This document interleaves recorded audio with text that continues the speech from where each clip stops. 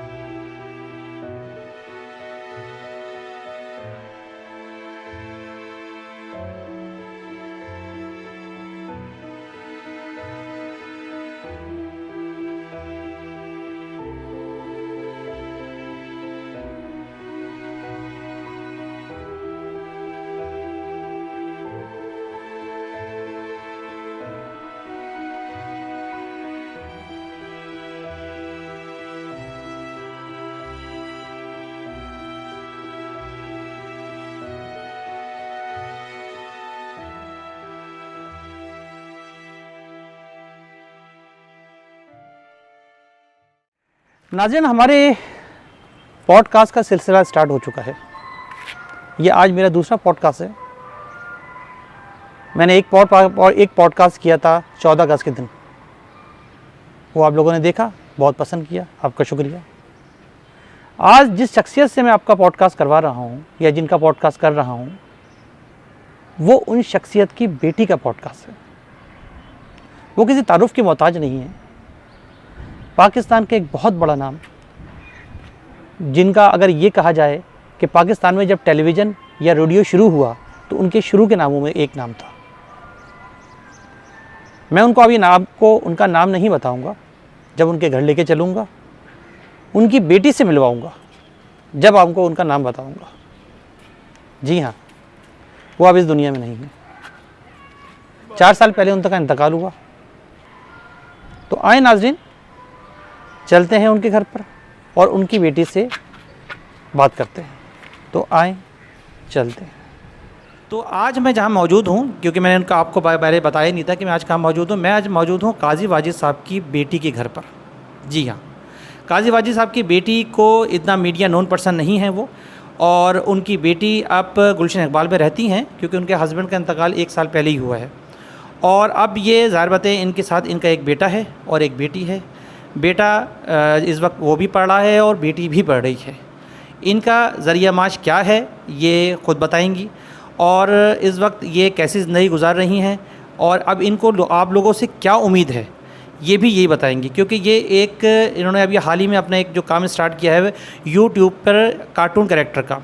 ये cartoon character की video भी अभी आपने इसी वीडियो में देखेंगे, मज़ीद देखेंगे, और मैं इस क्लिप में आप यकीनन जो पहली वाली जो क्लिप गुजरी है उसमें भी आपने देखी होगी।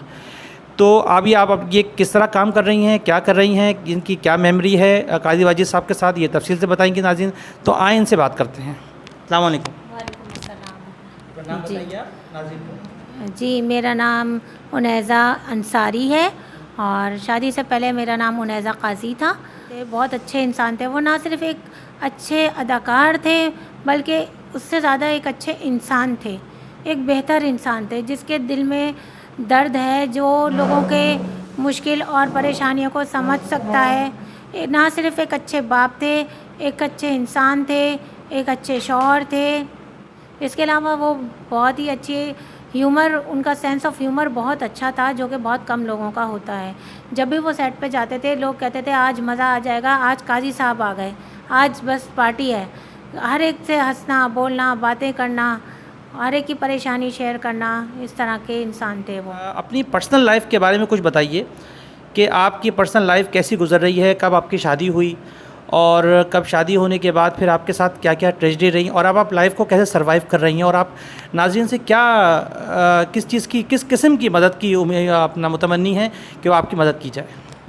जी देखिए, मेरी शादी 1998 में हुई और उसके बाद बस जैसे घरेलू लाइफ है वो आराम से शुरू हो गई, लेकिन आखिर में एक दिन ऐसा हुआ कि मेरे साथ मुझे स्टीवा जॉनसन सिंड्रोम हुआ, मुझे नज़ला खांसी हुआ था और उसके लिए मैंने दवा ली और दवा खाई। बाज़ दफ़ा होता है ना, कहते हैं कि दवा भी जहर बन जाती है या शिफा, तो वो जहर बन गई मेरे लिए और वो मुझे उसे सेफ्रॉन का खाई मैंने और मुझे सल्फ़र रिएक्शन हो गया और उसके बाद मैं हॉस्पिटलाइज़ हुई और बेहोश हो गई थी, मैं फेंट हो गई थी और 24 घंटे दे दिए डॉक्टर्स ने कि 24 घंटे के अंदर अगर ये होश में आ गई तो ये बच जाएंगी, वरना आप दुआ करें कि ये ठीक हो जाएं, वरना ये नहीं रहेंगी। तो इस वक्त मेरे फादर बहुत घबरा गए थे और ये गालिबन वाक़या है 2007 के आसपास का, जब मेरा बेटा 13 साल का था और बेटी मेरी जो थी वो, बल्कि बेटा मेरा 12 साल का था और बेटी मेरी 4 साल की थी। उस वक्त ये वाक़या पेश आया और फिर उसके बाद बड़ी मुश्किल से मुझे पूरी रात और दिन के बाद सुबह में होश आया मुझे और लेकिन मेरी आँखें जो थीं वो बिल्कुल भी काम नहीं कर रही थी, मेरी आँखें जल के चिपक गई थीं और मुझे नज़र बिल्कुल भी नहीं आ रहा था। मेरी हालत बहुत ख़राब थी। पूरा साल मेरा इलाज चलता रहा और अल्लाह का बेहद शुक्र है और मेरे वालिद का भी, बल्कि मेरे वालिदैन का भी, कि मेरी वालिदा और मेरी वालिद ने दोनों ने मेरी बड़ी खिदमत की। मुझे घर ले आए, मेरे बच्चों को कैसे स्कूल जा रहे हैं, क्या खा रहे हैं, कैसे रह रहे हैं, मुझे कुछ पता नहीं। सब कुछ मेरे वालिदैन ने ही मेरे लिए किया और बहुत ही ज़्यादा मेरे लिए उन्होंने एफ़र्ट की। फिर उसके बाद मेरा इलाज आँखों का बड़ा लंबा चला, बड़ा तवील चला मेरी आँखों का इलाज। मेरी आँखों के इलाज के लिए मेरे वालिद इंडिया तक लेके गए मुझे। पहले हम लोग दिल्ली गए, फिर दिल्ली से हैदराबाद, दक्कन, वहाँ पर इलाज चला। फिर मैं जब घर वापस लौटी, वतन वापस लौटी, तो अल्हम्दुलिल्लाह मुझे नज़र आ रहा था, मुझे 50% नज़र आता है, 50 to 60% नज़र आता है। फिर बस मेरे वालिद बड़े घबरा रहे थे कि मैं घर कैसे जाऊंगी, घर में काम और बच्चों को कैसे संभालूंगी। तो मेरे वालिद ने मेरे लिए एक मेड रख दी पूरा दिन और रात के लिए, लेकिन वो भी बेचारी कब तक साथ देती मेरा। उसे भी, उसकी मतलब बच्ची थी वो, तो उसकी भी शादी होने वाली थी, वो भी चली गई। फिर मैंने अपने वालिद से कहा कोई बात नहीं, मैं ख़ुद कर लूँगी काम, आप परेशान मत हो। अच्छा बाजी, ये बताएं कि आपकी शादी और काजी वाजिद साहब की आपके पास मेमोरी में क्या क्या चीज़ है इस वक्त एल्बम की सूरत में? जी भाई, मेरी शादी का एल्बम है, आप इसमें देखें। इसमें हैं मेरी तस्वीरें भी हैं, मेरे हस्बैंड की हैं, मेरे फादर की हैं। तो नाज़रीन, मैं आपको अभी दिखाता हूँ बाजी की शादी के एल्बम। कुछ मेमोरी आपको काजी वाजिद साहब की, यकीनन ये पुरानी तस्वीर दिखेंगी तो आपको याद आ जाएगी। काजी वाजिद साहब की ये उस वक्त की उम्र है जब बाजी की शादी हुई थी। आप देखिए काजी वाजिद साहब का वही चेहरा मुस्कुराता और खिलखिलाता, जिसको देख के लोगों के चेहरों पर वैसे ही जब वो स्टेज पर या फिर ड्रामों में और टीवी में आते थे तो चेहरे पर एक हंसी और मुस्कुराहट का लहर दौड़ जाती थी। सारे बड़े बड़े पाकिस्तान के सारे बड़े कॉमेडियन ने उनसे ही सीखा है। तो आए नाज़रीन, हम इनकी कुछ मेमोरी देखते हैं। जी आप ये देखें, मेरा एल्बम देखें, शादी का एल्बम है। इसके अंदर मेरे हस्बैंड की और मेरी तस्वीर है और ये देखें आगे भी तस्वीरें हैं। ये सब मेरी यादें हैं जो मैं आप सबसे शेयर कर रही हूँ, अपने व्यूअर्स से शेयर कर रही हूँ, ताकि देखें वो कि किस तरह से मैंने अपनी ज़िंदगी को शुरू किया और कहाँ आकर मैं रुकी हूँ।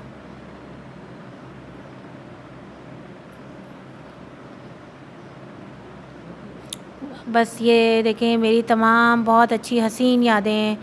बस कहते हैं ना कि यादें भी ज़रूर होनी चाहिए इंसान के पास, हसीन यादें, ताकि जब भी अपना पास याद करें तो खुश हो जाएं। वाकई मेरे वालिद एक अल्लाह का दिया हुआ तोहफ़ा थे, जो जब वो चले गए तो हमें इस चीज़ का बहुत ज़्यादा दुख है। मुझे तो बहुत ही ऐसा लगता है कि बस अल्लाह ताला ने कहा बहुत हो गया, बस अब ये तोहफ़ा मुझे वापस कर दो। बहुत ज़्यादा मेरी अपने वालिद से अटैचमेंट थी और उनके लिए मैं हमेशा दुआए मग़फ़िरत करती हूँ और समझती हूँ कि ऐसे वालिद अल्लाह ताला सबको नवाजे। जब भी कभी कहीं भी जाते थे मेरे लिए छोटी से छोटी और बड़ी से बड़ी चीज़ लेकर आते थे, कभी खाली हाथ नहीं आते थे। मेरे घर भी अब ये कहने वाले नहीं रहा कि खुश रहा करो, उनको बड़ी फ़िक्र रहती थी। बस वो एक ही जुमला कहते थे कि मेरी ये ख्वाहिश है कि सब लोग मुझसे खुश रहें। तो मैं अपने वालिद से कहती थी कि ऐसा कैसे मुमकिन है कि आपसे सब खुश रहें, ये बहुत मुश्किल काम है पापा। लेकिन पापा कहते थे बस ये मेरी ख्वाहिश है। और वाकई अल्लाह ताला ने उनकी ख्वाहिश ऐसे ही पूरी की है कि हर आदमी उनका ज़िक्र करता है तो अच्छे अल्फाजों में करता है। इवन कि हमारा जो धोबी आता है कपड़े लेने के लिए, तो उसने तक कहा कि आज 5 साल हो गए काजी साहब को गए हुए, आज 5वीं बरसी है उनकी। ऐसे याद रखना, कितने लोग याद करते हैं ऐसे, लेकिन वो अपने जो उनके अंडर काम करते थे वो तक उनको अच्छे अल्फाजों में याद करते हैं। ये मेरे लिए एक बहुत फ़ख्र की और बड़ी ख़ुशी की बात है। और बस आप सबसे कहूँगी कि दुआएं मग़फ़िरत ज़रूर करें मेरे वालिद के लिए, मेरे मियाँ के लिए।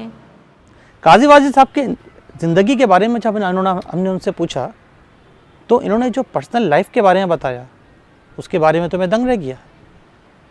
मुझे तो अंदाज़ा ही नहीं था कि काजी वाजिद साहब की शख्सियत में इतने ज़्यादा राज थे। वो इंसानों के हकीकी हमदर्द थे, ज़ुबान से नहीं अमल से।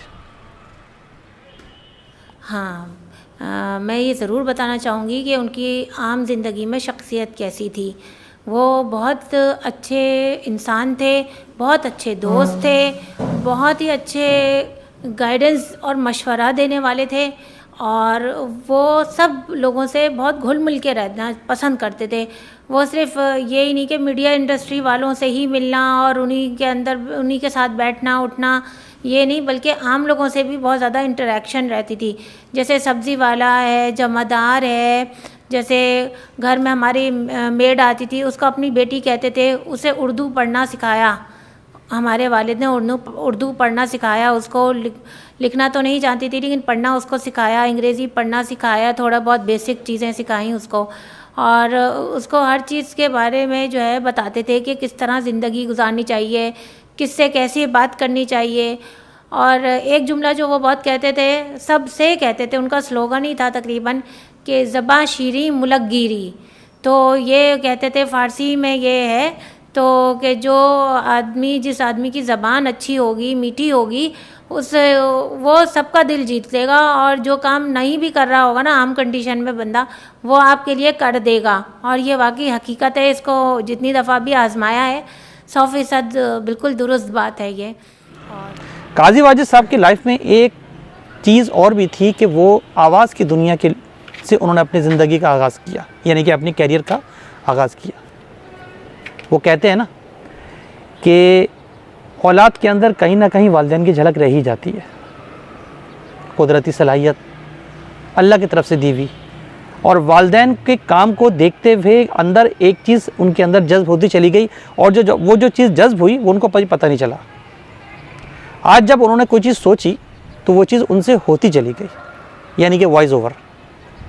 काजी वाजिद साहब ने अपने ज़माने में कैसेट कहानी की एक सीरीज़ चलाई थी। एक बहुत बड़ी शालीमार प्रोडक्शन कंपनी थी, वो मुझे नहीं पता कि अब वो है काम कर रही है या नहीं कर रही। उसके अंदर उन्होंने एक कैसेट कहानी की सीरीज़ चलाई थी। जिन लोगों ने उस सीरीज़ को सुना था वो बखूबी जान सकते हैं कि उस सीरीज़ में क्या एक ही आदमी, जिस आदमी ने एक ही आदमी के होते हुए उसने कई कैरेक्टर निभाए थे, वही कैरेक्टर वही काम अब इनकी बेटी ने स्टार्ट किया है। आपने यकीनन वीडियो देख रही होगी और देख रहे होंगे, तो जाएं इनको अप्रिशिएट करें। और जिस लगन से इन्होंने आपसे उम्मीद लगाई है, उस उम्मीद पर मुझे पूरा यकीन है कि आप पूरा उतरेंगे। तो जाएं नाज़रीन देखें। करमू नाम का एक किसान रहा करता था। नाम तो उसका अब्दुल करीम था, लेकिन सब लोग करमू कहकर ही बुलाया करते। ज़मींदार से अपनी बेटी की शादी के लिए कर्ज लिया और उस कर्ज से अपनी बेटी की शादी कर दी। मकसद था मेरे आने का कि मुझे इस गांव के बच्चों के लिए एक स्कूल कायम करना था। मगर इस सिलसिले में पहले एक सर्वे रिपोर्ट तैयार करनी थी और जिसको मुझे अपने ऑफिसर्स को भेजना था। रोज़ गुजरे थे कि मैंने इस काम को तेज़ी से करना शुरू किया और गांव में मुख्तलिफ़ जगहों पर जाके और मुख्तलिफ़ ज़ावियों से तस्वीरें खींचने लगा ताकि मैं सर्वे रिपोर्ट तैयार कर सकूं। एक दिन अचानक मैं ये काम कर रहा था कि चंद मुसल्लह अफराद मेरे पीछे से आ गए और उन्होंने मुझे घेर लिया। मेरा नाम अलीना है। हम 3 बहनें एक भाई थे। मेरी अम्मी सीधी सादी घरेलू खातून थी और मेरे वालिद आर्मी में ऑफिसर थे। हमारा घर जो था वो बहुत छोटा था। हम जब बड़े हो गए तो हमारी अम्मा की फरमाइश पर हमारे अब्बू ने एक बड़ा घर लिया। इस नए घर में हम सब बहन भाई बड़ा खुश थे क्योंकि पहले वाला घर हमें छोटा पड़ रहा था।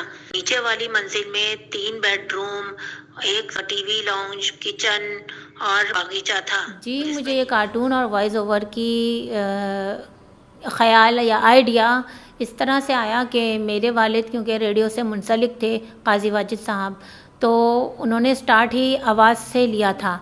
ज़ाहिर है सबसे पहले तो रेडियो ही था, ऐसे जैसे टीवी होता है और रेडियो भी चंद घरों में होता था। तो उसके ऊपर पापा ने जब काम शुरू किया, काजी वाजिद साहब ने काम शुरू किया, तो वो बहुत ही अच्छा लगता था उनकी आवाज़ सुनना और वो आवाज़ ही पहचान बना। और फिर हैरान होती थी मैं कि एक ही इंसान इतनी ज़्यादा आवाज़ कैसे निकाल सकता है कि बच्चों की, बड़ों की, बूढ़ों की। तो बस कहीं ना कहीं वो मेरे अंदर लाशऊर में रह गया। और उसके बाद मेरे पापा ने 80 और 90 की दिहाई में शालीमार कंपनी के साथ कहानियाँ भी की, कैसेट कहानियाँ वो वाकई मैंने भी सुनी हैं और बहुत ज़बरदस्त कहानियाँ होती थी वो। और उसका वाकई उनका और मेरा तो कोई है ही नहीं कंपटीशन या कंपैरिजन जिसे कहा जा सकता है।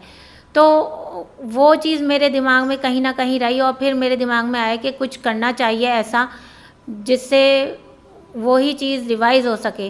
लेकिन आप लोग जैसा ये समझते हैं कि जब इंसान के पास एक नेमत होती है उसे 25 साल तक इस्तेमाल करता रहता है और अचानक वो किसी भी हादसे की वजह से वो आपसे ले ली जाती है वापस, तो आपका कॉन्फिडेंस यहाँ से यहाँ आ जाता है। और मेरे साथ भी कुछ ऐसा ही है। मैं काम कर रही हूँ, वॉइस ओवर कर रही हूँ, कोशिश करती हूँ कि मैं बहुत अच्छा वॉइस ओवर करूँ, लेकिन मैं आइज़ की वजह से काफ़ी मुझे परेशानियाँ होती हैं। बहुत सोच समझकर बोलना और मतलब पढ़ना पड़ता है और उस पढ़ने में वाकई मुझे बहुत ज़्यादा परेशानी होती है। और उसमें मैं ये करती हूँ कि मेरी जो बेटी है वो मुझे तस्वीरें खींच के कहानी की मुझे देती है और मैं उसको फिर बड़ा करके मोबाइल के थ्रू फिर वॉइस ओवर करती हूँ। ये जो आपने अभी कार्टून क्लिप्स देखे, ये कार्टून क्लिप्स ये खुद बनाती हैं। ये कैसे बनाती हैं ये बात आपने सुनी और इनके साथ क्या एक प्रॉब्लम है वो भी आपने सुना। नाज़रीन, अल्लाह ने हमें आंखों की नेमत से नवाजा है, उसमें से इनको 50 और 60% सिर्फ दिखता है। इस क्लिप को दोबारा देखें नाज़रीन और इस वीडियो को पूरा मुकम्मल देखिएगा। ये वीडियो आपको बहुत कुछ लेसन सिखा के जाएगी। मैं बस यही कहना चाहूँगी कि देखें, ये काम अगर आप खुद सोचें कि एक आदमी जिसको 50 to 60% ही नज़र आता हो और वो ये काम करे, कार्टून मेकिंग पे और वॉइस ओवर पे काम करे, तो ये अपने आप में ही एक अजीब और अनोखी बात लगेगी आपको। और उसमें मेरे जैसे फ़ंड भी बहुत महदूद है, कोई फंडिंग नहीं है मैं ख़ुद ही अपने एक महदूद वसाइल में और टेक्नोलॉजी का सहारा लेके, अल्हम्दुलिल्लाह टेक्नोलॉजी ने इतनी ज़्यादा तरक्की की जिसकी वजह से मुझे ये मदद मिल सकी, तो मैं इसकी मदद से अपना काम कर रही हूँ। और ये मेरे दिमाग में ख़याल कुछ इस तरह से आया कि मेरे वालिद जो थे वह अक्सर अपने घर में उन्होंने एक पेंटिंग लगाई हुई थी रेडियो पाकिस्तान की, उसको देखा करते थे। तो मेरी वालिदा पूछती थी कि आप इसको इतना क्यों देखते हैं, तो पापा मेरे काजी वाजिद साहब ये कहते थे कि ये मेरी बर्थ प्लेस है एक तरीके की, यहाँ पर आके मैंने अपने आप को जाना, अपने आप को पहचाना, अपने सलाहियतों को निखारा और यहाँ पर लोगों ने मेरी बहुत ज़्यादा मुझे सपोर्ट किया और गाइडेंस दी। तो इसके अंदर मैं बहुत ज़्यादा खो सा जाता हूँ और उन तमाम लोगों को, तमाम लीजेंड्स को याद करता हूँ जिन्होंने मेरे साथ बहुत अच्छे तरीके से मुझे जो है गाइडेंस दी और मुझे आगे बढ़ाया ज़िंदगी में। और मेरी ज़िंदगी में बहुत ज़्यादा उनका जो है वो हाथ है, क्योंकि मैं इतना छोटा था कि हर चीज़ की, जैसे कहना चाहिए ना, रख रखाव, कैसे बात करनी है, कैसे लोगों को डील करना है, वो सब कुछ मैंने इन्हीं लोगों से सीखा, रेडियो पाकिस्तान के लोगों से। तो इससे मुझे एक बहुत ही दिली लगाव है। जब मैंने ये बात सुनी तो मेरे दिल में भी ये आरज़ू पैदा हुई कि मैं भी कुछ ऐसा काम करूं जो आवाज़ से मुताल्लिक़ हो। और मेरे घर के हालात भी कुछ ऐसे हो गए तो मैंने सोचा कि मैं कोई ऐसा काम करूं जिसके अंदर मैं घर में रह के, घर बैठकर रोज़गार कमा सकूं। तो मेरे दिमाग में कहीं ना कहीं ये कैसेट कहानियों की आवाज़, रेडियो पाकिस्तान की आवाज़ लाशऊरी तौर पर आने लगी। और इसके बाद मैंने कार्टून बनाना शुरू किया। तो देखें, ये मैं जितना भी काम कर रही हूँ ये बहुत ही यानी कि कहना है कि बिगनिंग लेवल पे है, बिगनर लेवल पर है, लेकिन ये कि इसको मैं चाहती हूँ कि ये बहुत ही अच्छे तरीके से हो सके आगे। तो मुझे इसमें आपकी जो है वो सपोर्ट चाहिए, तमाम व्यूअर्स की, कि सबसे पहले तो मेरे चैनल को सब्सक्राइब ज़रूर कर दिया करें मेरे भाई, और एक कमेंट भी ज़रूर कर दिया करें, क्योंकि पता तो चल ही जाता है हमें कि कितने लोग देख रहे हैं, और लेकिन देखने में वो इतना ज़्यादा गुम हो जाते हैं कि वो सब्सक्राइब करना बिल्कुल ही भूल जाते हैं, या कमेंट भी नहीं करना पसंद करते कि कमेंट ज़रूर कर दें। किसी की जो है वो बढ़ जाएगी हिम्मत, कोई इससे आगे बढ़ सकेगा, आगे 2 कदम बढ़ सकेगा। तो बस ये सबसे पहले तो मेरी गुजारिश है। और दूसरी बात यही मेरी गुजारिश है कि अगर मुझे फ़ंड्स मिलें और स्पॉन्सर्स मिल जाएं तो मैं ये इसको, अपनी इस सलाहियत को और निखारूंगी और आगे बढ़ने में मुझे मदद मिलेगी। और जो चीज़ें मैं सही प्रॉपर तरीके से नहीं कर पा रही हूँ, मैं उन तमाम फैसिलिटीज़ को अवेल कर सकूँगी और एक अच्छा प्रोडक्ट बना सकूँगी। बस मैं यही चाहती हूँ कि सब लोग जो मुझे देख रहे हैं, खुसूसन मेरे आउट ऑफ द कंट्री जो लोग बैठ के मुझे देख रहे हैं, वो मुझे फ़ंड करें। और फ़ंड करने का मकसद ये नहीं कि कोई मुझे खुदा ना खास्ता पैसों की मदद, बल्कि मेरे काम के सिलसिले में मुझे सपोर्ट करें, जिससे मैं अपने काम को अच्छे से अच्छा और बेहतर से बेहतर कर सकूं। और उसमें मुझे स्पॉन्सरशिप की ज़रूरत है। जैसे छोटी शॉर्ट फिल्म्स होती हैं, 30 सेकंड से 1 मिनट 2 मिनट तक की शॉर्ट फिल्म्स स्टोरीज़ बनवाना चाहें कोई मुझसे तो ज़रूर रब्ता करें। और आउट ऑफ द कंट्री मुझे वाकई बहुत देखा जा रहा है, पाकिस्तानियों की तादाद कम है, क्योंकि अभी यहाँ पे लोगों को इन चीज़ों का फ़हम नहीं है, और बल्कि बहुत सारे लोग तो इसे कॉपीराइट काम समझते हैं। बड़ी मुश्किल से समझाना पड़ता है कि नहीं नहीं, ये कॉपीराइट वर्क नहीं है, इसको फ्री में भी यूज़ किया जा सकता है और वर्जन्स हैं इसमें। तो बस ये है कि यही मैं चाहती हूँ सबसे कि, और अब यह रमज़ान भी आने वाला है, तो रमज़ान की आमद आबद है, इसमें स्पेशल ऑफ़र्स हैं, गिफ्ट्स हैं, जिस भी चीज़ की स्पॉन्सरशिप्स की किसी को ज़रूरत है तो वो मुझसे रब्ता कर सकते हैं। आपका सुनने का बहुत शुक्रिया।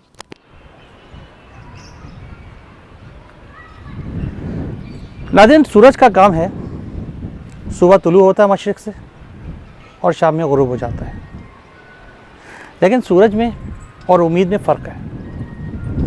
उम्मीद कभी गुरूब नहीं होती। आपने कादिर वाजिद साहब की पूरी लाइफ सुनी, उनैज़ा अंसारी से, और उनकी बेटी के साथ गुज़रने वाले तकलीफ़ात के लम्हे भी सुने हैं। वो बहुत परेशान है, स्ट्रगल कर रही हैं, आँखों की प्रॉब्लम सुनी आपने उनकी, उसके बावजूद वो एक ऐसा काम कर रही हैं जो को आँखों के बगैर नामुमकिन होता है। स्क्रीन पे दिए हुए नीचे नंबर पे उनका व्हाट्सअप नंबर आ रहा है, आपके साथ उनसे रब्ता करें, लेकिन हाँ, सिर्फ व्हाट्सएप पे वॉइस या चैट, उन्हें और परेशान ना करें। वो अपने दीगर कामों में मसरूफ़ रहती हैं। आप उनसे रब्ता करें और उनकी जो मदद हो सकती है वो करें। याद रखिए, उन्होंने कहा है कि मुझे किसी की इमदाद की ज़रूरत नहीं है, मुझसे मेरी सर्विसेज लें। वो एक कार्टूनिस्ट है, वॉइस ओवर करती है। इस वीडियो में आपने उनकी कार्टून की क्लिप्स भी देखी होंगी। उस क्लिप्स को देखा, उनमें बहुत टैलेंट है, उनको काम दीजिए, और वो मुआवज़ा तो खुद ही बताएंगी, या आप जो मुआवज़ा उनकी मदद के तौर पर तय कर सकते हैं वो तय कीजिए। तो नाज़रीन, हमें इस व्लॉग से दीजिए इजाज़त, इस उम्मीद के साथ कि अपने गिरदो नवा के लोगों का ख्याल रखेंगे और अपने दोस्त मसअब उमर को अपनी दुआओं में याद रखेंगे। चैनल को लाइक करना और सब्सक्राइब करना ना भूलें। अल्लाह हाफ़िज़। अल्लाह निगहबान।